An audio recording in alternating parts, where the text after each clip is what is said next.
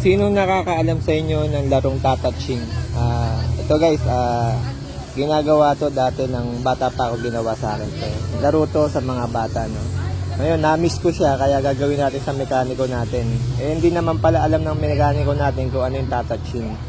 Ngayon, tuturo natin sa inyo kung ano yung tatouching at kung sino pa nakakaalala sa larong ito.